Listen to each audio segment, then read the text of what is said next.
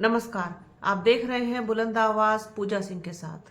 दोस्तों, बिहार चुनाव में बसपा को एक सीट मिलने के बाद और कुछ सीटों पर नंबर 2 पर और कुछ सीटों पर नंबर 3 पर रहने के बाद मतलब बसपा के प्रत्याशियों ने कड़ी टक्कर दी, ऐसा नहीं है, मुकरा डट करके मुकाबला किया और एक सीट हासिल की। हालांकि उस सीट को हासिल करने के लिए, उस पर जीत दर्ज करने के लिए बहुत ज़्यादा मेहनत करनी पड़ी, संघर्ष करना पड़ा।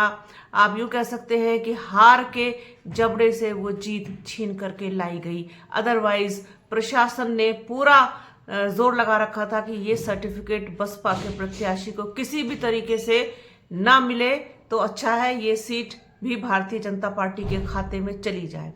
अब सीट मिलने के बाद जो जोश और उत्साह कार्यकर्ताओं का, समर्थकों का हाई होना चाहिए वो तो है ही है। साथ ही साथ बसपा सुप्रीमो मायावती ने भी जमकर तारीफ की है।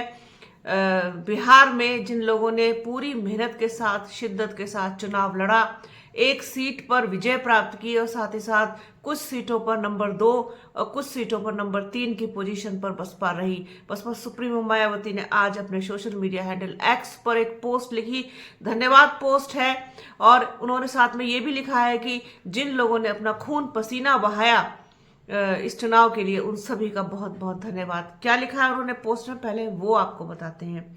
बसपा सुप्रीमो मायावती ने लिखा है कि बिहार विधानसभा के अभी हाल में ही संपन्न हुए आम चुनाव में कैमूर जिले की रामगढ़ विधानसभा सीट संख्या 203 पर बीएसपी के उम्मीदवार श्री सतीश कुमार सिंह यादव को जीत दिलाने के लिए पार्टी के सभी लोगों को बधाई तथा उनका पूरे तहे दिल से आभार प्रकट।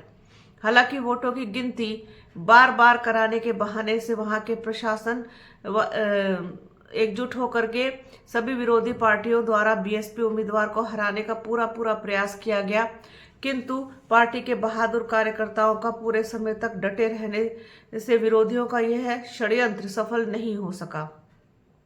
इतना ही नहीं बल्कि बिहार के इस क्षेत्र की अन्य सीटों पर भी विरोधियों को कांटे की टक्कर देने के बावजूद बीएसपी उम्मीदवार चुनाव नहीं जीत सके, जबकि फीडबैक के अनुसार चुनाव पूरी तरीके से फ्री एंड फेयर होता तो बीएसपी के खाते में कई सीटें जरूर आती, बीएसपी कई सीटें जरूर जीतती, लेकिन ऐसा नहीं हो सका, जिससे पार्टी के लोगों को घबराने की जरूरत नहीं है, बल्कि आगे और भी अधिक तैयारी के साथ काम करते रहने की जरूरत है।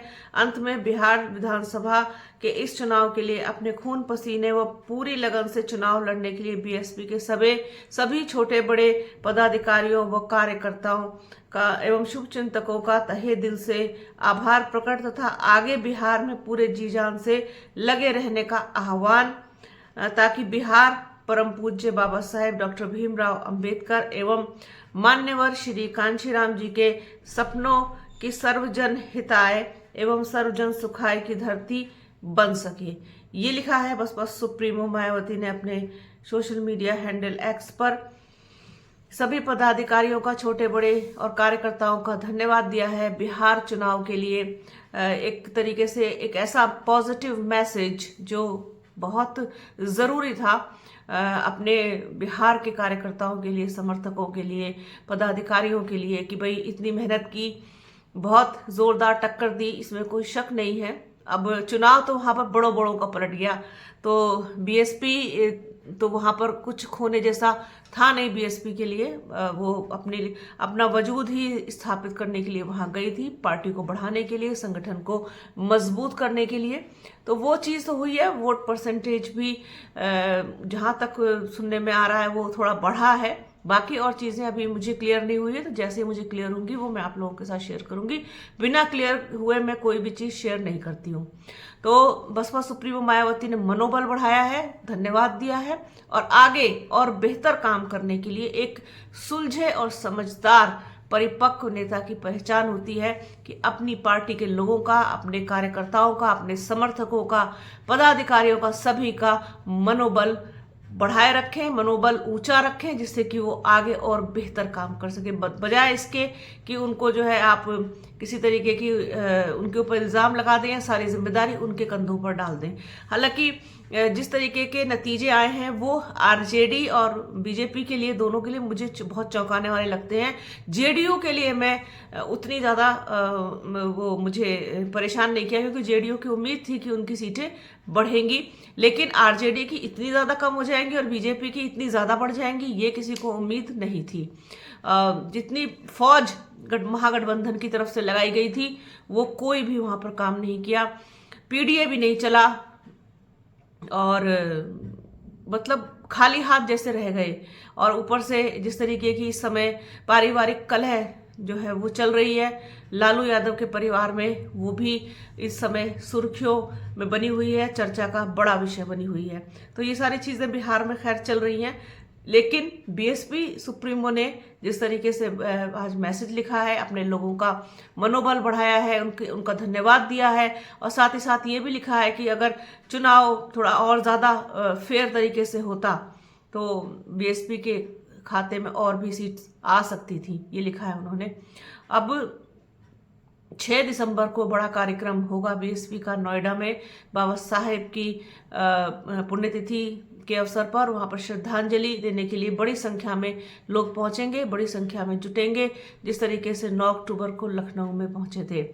AIMIM ने कमाल किया है बिहार में, और ऐसी ही सूरत अगर कुछ बनती है उत्तर प्रदेश में तो बीएसपी के साथ मिलकर के भी AIM कमाल कर सकती है।